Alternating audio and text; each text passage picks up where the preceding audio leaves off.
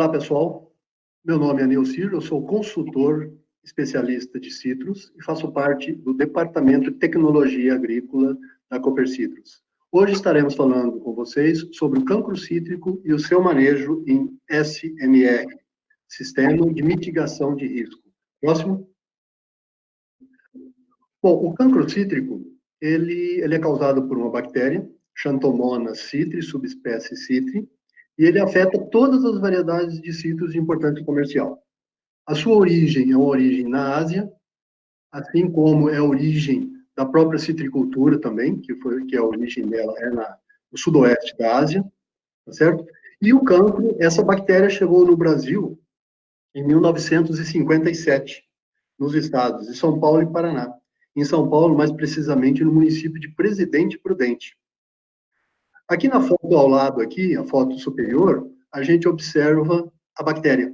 E nada mais é que um bastonete que provoca o cancro cítrico. E na foto de baixo, na foto inferior aqui, a gente vê as lesões, provavelmente numa folha de laranja, tá? Então, simplesmente para a gente exemplificar. Próximo. Qual é a importância do cancro cítrico? Ela é muito importante por alguns fatores, principalmente pela desfolha das plantas, ela derruba as folhas das plantas, ela deprecia a qualidade da produção, tá certo? Isso restringe muito a sua comercialização e, consequentemente, ela derruba, ela causa a redução na produção, ela causa também a queda dos frutos que são afetados, principalmente aqueles que têm uma alta incidência, uma alta infecção dessa bactéria. Próximo. Aqui nós vemos o ciclo da doença. Tá? Toda doença, para ela ocorrer, ela tem que ter uma interação entre três fatores, que é o ambiente, que é o hospedeiro e que é o patógeno, a doença em si. Tá? No caso da doença do cancro cítrico, não é diferente. Então, nós temos que ter uma interação desses três pontos, desses três fatores, para que ocorra a doença. Tá? Com relação às condições ambientais favoráveis, tá? Uma temperatura ideal seria por volta de 28 a 30 graus. Tem que ocorrer chuva, principalmente com vento. Então, vocês vão observar que durante a minha apresentação nós vamos falar muito sobre água, sobre chuva e sobre vento. Tá? São fatores primordiais para que ocorra a doença. Com relação à suscetibilidade do hospedeiro, tá? O hospedeiro, existem alguns órgãos na planta que são bastante sensíveis à penetração da bactéria. Quais são? As folhas jovens, folhas de até 42 dias, e frutos com até 90 dias após a florada. E, por fim, nós temos que ter a presença da bactéria, nós temos que ter o inóculo ali na planta. Então, uma combinação desses três fatores que ocorre a doença. Próximo. Agora nós vamos falar sobre a disseminação dessa bactéria, ok? Como que essa bactéria caminha de um lado para o outro? Como que ocorre a disseminação dela para outras áreas? O homem pode fazer essa disseminação, as mudas, tá? Hoje, as mudas em viveiros telados é mais difícil de ocorrer essa disseminação, mas antigamente, quando os viveiros eram a céu aberto, era muito comum a disseminação dessa bactéria através das mudas. Os materiais de colheita, implementos agrícolas, os veículos contaminados, tá? Eles podem transmitir, eles podem disseminar essas bactérias. Tá? E a natureza também é bastante responsável por essa disseminação, através de chuvas acompanhadas com vento. A gente cita como exemplo aqui o furacão Katrina, que ocorreu na Flórida alguns anos atrás. Esse furacão ele disseminou essa bactéria, que estava em pontos isolados dos pomares da Flórida, ele disseminou essa bactéria praticamente para o estado todo. Então, é muito importante essa disseminação acompanhada com vento, tá? Disseminação pelas chuvas, acompanhada pelo vento, tá? Nós vamos na frente dizer algumas coisas que podem minimizar esse problema. Próximo. Aqui nós vemos uma ilustração mostrando como que pode ocorrer essa disseminação através dos respingos de chuva, tá? A partir do momento em que existe uma lâmina sobre as lesões do cancro cítrico, tá? Ocorre ali uma liberação muito grande das bactérias, tá certo? Uma lesão dessa, com praticamente um mês de idade, ela pode liberar até 10 milhões de bactérias. Quando ocorre a chuva, ocorrem esses respingos, essas gotículas que vão de um lado para o outro, elas podem muito bem carregar essas bactérias, contaminando, infectando partes da planta que está próxima.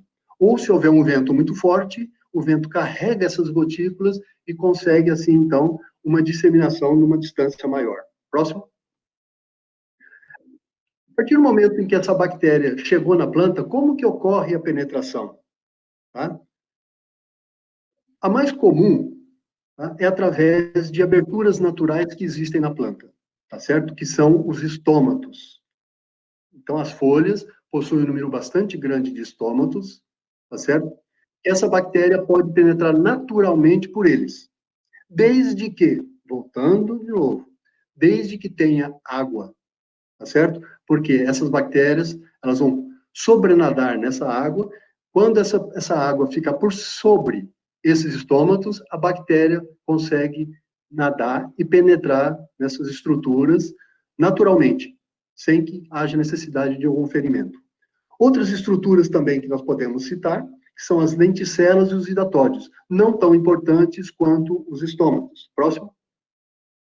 Aqui nós vemos alguma ilustração mostrando essas pontuações na foto aqui da esquerda, que mostra claramente para a gente que a infecção ocorreu pelos estômatos, porque são infecções localizadas, pontuais, tá certo? Uma alta incidência, uma alta infecção da bactéria.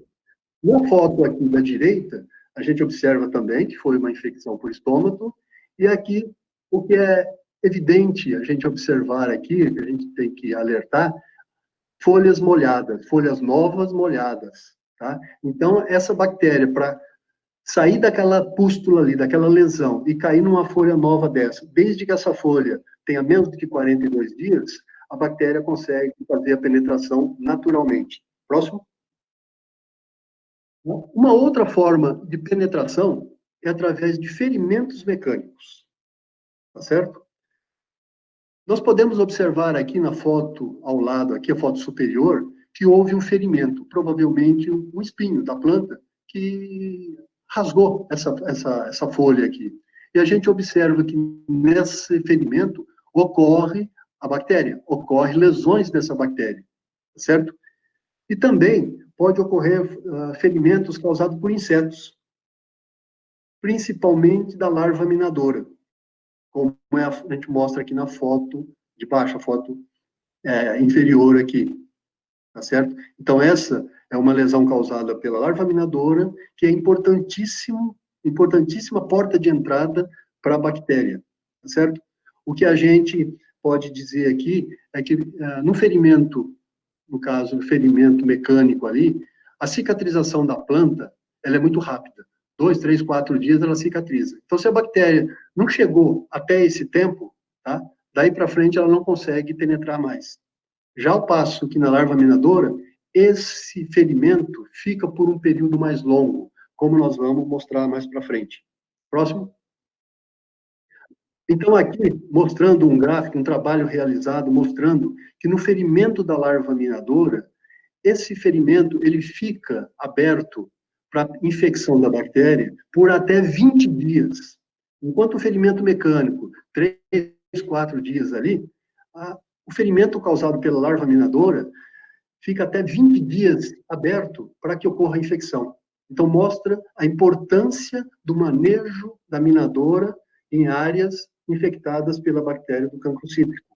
Tanto é que, no manejo do cancro, o controle da minadora ele é primordial. Próximo.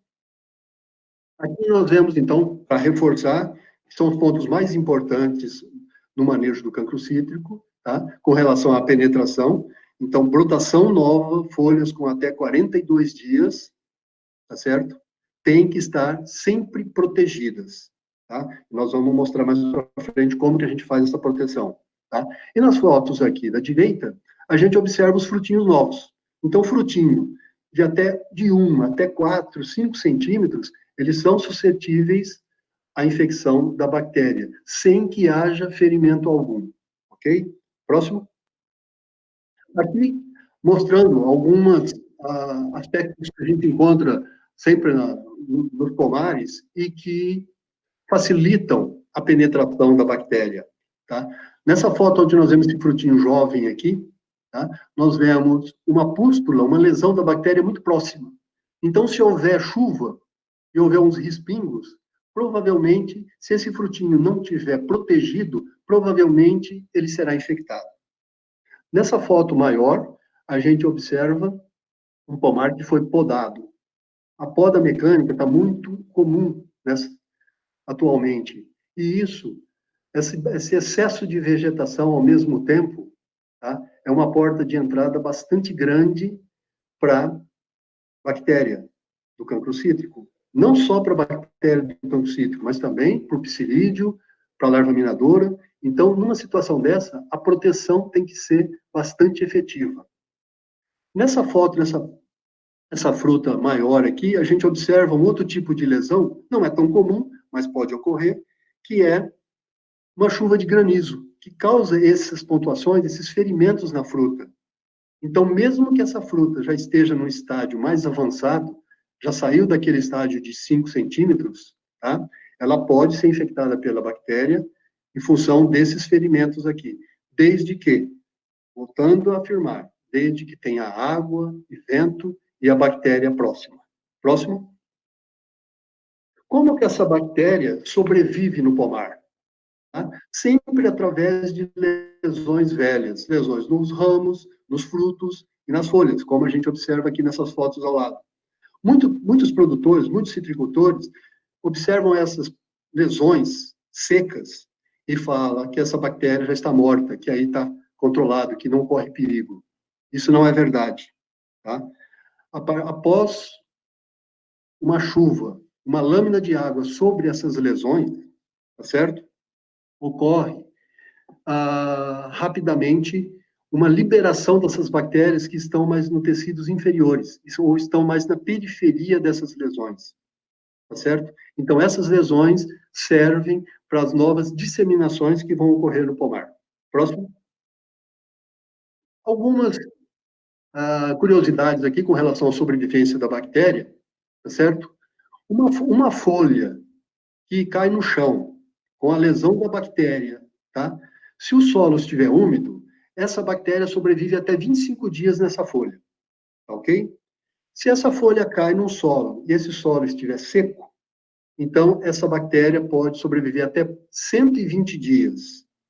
Já se o solo estiver seco, mas a folha ela foi enterrada, então essa bactéria pode sobreviver por 80 dias. Por que essas diferenças entre dias? É o tempo em que leva para ocorrer a decomposição da folha. Enquanto a folha existia ali sobre a superfície do solo, a bactéria se encontra ali também. A partir do momento em que essa folha desaparece, vamos dizer assim, ela ocorre a decomposição, a bactéria acaba morrendo, ok? E com relação às superfícies, né, superfícies mortas aí, em caixa de colheita, em escadas, de 1 a 2 dias, essa bactéria consegue ficar viva. Próximo. Aqui nós vemos o ciclo dessa doença no pomar. Quer dizer, praticamente um resumo de tudo que eu falei. Tá ok? Então, nós temos aqui um desenho aqui de umas frutas, de umas folhas, com aquelas lesões velhas, tá certo? Ocorre uma chuva, essa lâmina de água fica sobre essas lesões, ocorre a liberação dessas bactérias, dessas pústulas, se bate uma corrente de vento, um vento mais forte, então nessas gotículas, como a gente pode ver ali, essas bactérias são carregadas, essas bactérias elas possuem um flagelo, que é uma cauda, vamos dizer assim, ou seja, elas nadam, tá? E quando essas gotículas caem sobre uma superfície suscetível, voltando a dizer, folhas de até 42 dias e frutos jovens, pode ocorrer a penetração, a infecção natural dessas bactérias. Ok? Próximo. Com relação à bactéria, nós podemos dizer que, primeiro, ela aparece na face inferior da folha. Tá? Como eu já disse várias vezes, ela ocorre, ela infecciona, ela penetra pelos estômatos. Como nas folhas, 90% dos estômatos se ocorrem na face inferior da folha, então ele ocorre primeiro, ele aparece primeiro na face inferior. Depois, ele atravessa a folha e se mostra do lado superior da folha. Os sintomas aparecem 10 a 15 dias após a infecção pela bactéria, tá? E como eu também já disse, uma lesão com 1 mês de idade, ela libera até 10 milhões de bactérias. Próximo. Em 2016, houve a mudança de legislação com relação ao cancro cítrico, tá? E de lá até 2018, ocorreram algumas alterações dessa legislação. Em 2018, a normativa 21, diz que estratégias de controle dependem do status fitossanitário do cancro cítrico da área. Essa área seria os estados da federação, tá certo? Então, cada estado da federação recebeu um status, tá certo? Por exemplo, o status 1 é áreas onde sem a ocorrência da bactéria. Então, áreas que nunca ocorreu cancro cítrico. Então, recebeu o status 1. Áreas onde está livre do cancro cítrico, é o status 2. O que é esse livre de cancro cítrico? É áreas que já teve a bactéria e que conseguiu erradicar, que hoje não tem mais o cancro cítrico. O status 3, área sob erradicação ou supressão, tá certo? E o status 4, área sob mitigação de risco, Sistema de Mitigação de Risco, o SMR, que é o caso do estado de São Paulo, ok? Então, próximo. Aqui nós podemos ver, então, o mapa do Brasil, então, desenhado aí, pintado em diversas cores, cada cor dessa é um status, tá? Aqui, para a gente não alongar muito, nós vamos aqui para o estado de São Paulo, ele é amarelo, tá? Que é o SMR. Agora, nós temos um estado vizinho aqui, que é Minas Gerais, ele já é no status 3. Então, ali tem que ocorrer a erradicação da planta com bactéria. Então, são estados diferentes. Isso dificulta muito o transporte de frutas do estado de São Paulo para o estado de Minas. Ou seja, as frutas que saem do estado de São Paulo não pode ter, ok? Nenhuma lesão de cancro cítrico para entrar no estado de Minas Gerais, porque Minas possui um status diferente. Lá apareceu o cancro cítrico, tem que fazer a erradicação da planta e fazer um raio, pulverizar um raio com cobre a um raio de 30 metros, tá ok? Então, o manejo, aqui em São Paulo se faz o manejo do cancro, em Minas não tem manejo, Minas é erradicação. Próximo. A gente agora, nós vamos falar sobre o manejo. Como o Estado de São Paulo trabalha no status 4, que é Sistema de Mitigação de Risco, então aqui nós temos a possibilidade, tá certo? De fazer o manejo dessa doença. O que significa isso? Significa que nós temos a bactéria na área, mas nós não podemos ter a bactéria no fruto, tá certo? Então, são vários fatores aqui que a gente tem que se levar em conta para se efetuar um bom manejo, que é a inspeção, aquisição de mudas sadias, cuidados com material de colheita, plantio de quebra-vento, controle da larva minadora e uso de bactericida cúprico. Próximo. Com relação às inspeções e erradicação, tá? As inspeções elas são importantes em propriedades que ainda não têm a doença ou que tem muito pouco. Tá? Mesmo a gente aqui fazendo o manejo, em áreas que tem poucas plantas, tá? Às vezes é interessante você fazer a erradicação ou até mesmo fazer uma poda. Tá? Porque a tendência dessa doença aqui é dela se espalhar. Então, no começo, você consegue fazer essas inspeções, a erradicação e a poda, mas com o tempo, o manejo vai prevalecer. Aí a gente vai ter que fazer a parte do manejo, não mais erradicar. Próximo. Aqui agora, o cuidado com os materiais de colheita. Então, é importantíssimo, a gente sempre alerta o produtor que ele tenha o seu material de colheita próprio, tá? Que não traga material de fora. Se ele trouxer de fora, ele tem que fazer a desinfecção dele. Próximo. Com relação a quebra-ventos, tá certo? Qual que é a função desses quebra-ventos? É reduzir a ação dos ventos, diminuindo, assim, a disseminação e a penetração da bactéria. diminuindo os ferimentos, tá certo? Só que esse quebra-vento, ele tem que se observar alguns fatores. Por exemplo, que não pode formar uma barreira compacta. A gente alerta sempre o produtor que se ele for usar uma barreira, como é muito comum, a gente vê o jambolão, tá? O jambolão não é uma barreira adequada. Por quê? Porque ele forma uma barreira compacta. Ele não filtra o vento, ele barra o vento, tá? Então, a função principal desse quebra-vento, ele é filtrar, ele é diminuir, reduzir a velocidade do vento após passar por ele, ok? Próximo. Então, aqui nós temos exemplo. Então, um dos quebra-ventos bastante utilizado é a casuarina, que é um tipo de pinus, ok? Próximo. Aqui nós temos Coringa torreliana, tá? É um tipo de eucalipto. Esse eucalipto, ele não perde as folhas de baixo à medida que ele desenvolve, diferente dos eucaliptos normais. Próximo. Com relação ao controle da larva minadora, como nós dissemos várias vezes, importantíssimo o manejo da larva minadora para se ter um manejo adequado do cancro cítrico. Próximo. E o uso, por fim, o uso de bactericida cúprico. E com ele, a gente finaliza o manejo do cancro cítrico. E o cobre, a utilização de produtos cúpricos, de produtos à base de cobre, é a peça-chave no manejo do cancro cítrico. Próximo. Com relação aos cobres, nós temos que tecer alguns comentários. Existem dois tipos de cobre, que são os cobres fixos, os cobre insolúveis, que é o hidróxido de cobre, o oxicloreto de cobre e o óxido cuproso, e nós temos os cobres solúveis, sulfato de cobre e nitrato de cobre.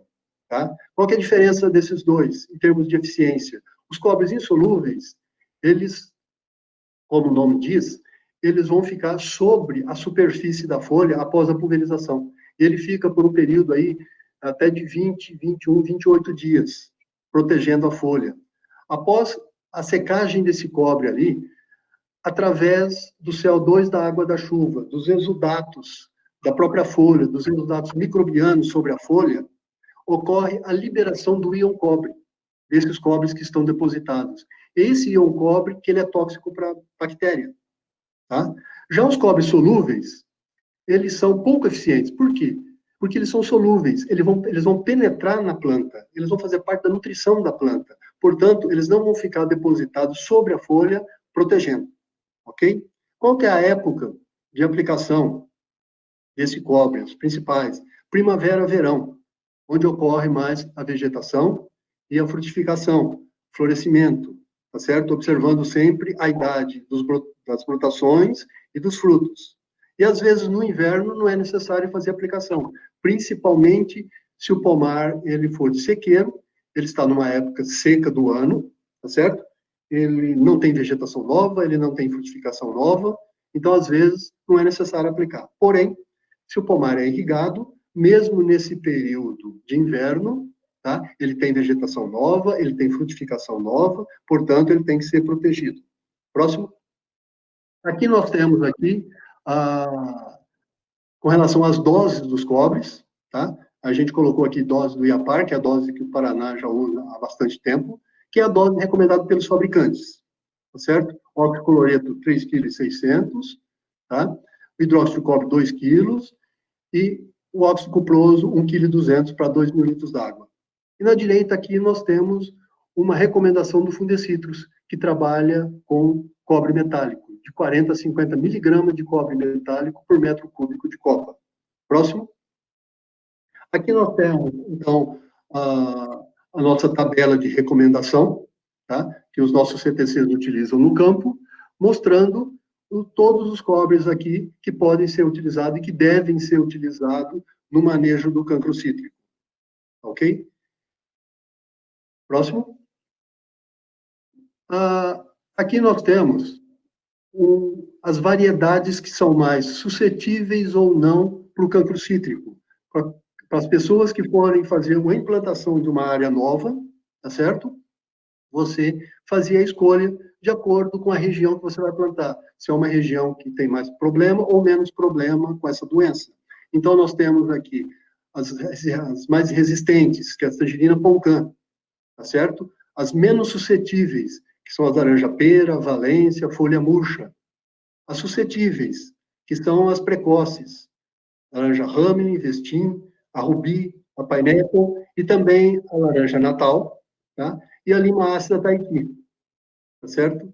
E as mais suscetíveis, tá? O famoso limão galego, né, que é a lima ácida galego, e os limões verdadeiros, que são principalmente o limão siciliano, são muito suscetíveis a essa bactéria.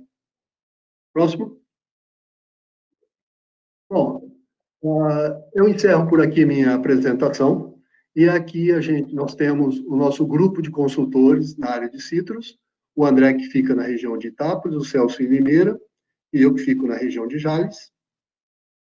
E espero ter conseguido passar algumas informações para vocês sobre a importância do manejo do cancro cítrico, tá, no sistema de mitigação de risco para o estado de São Paulo. E com isso eu encerro minha apresentação. Obrigado.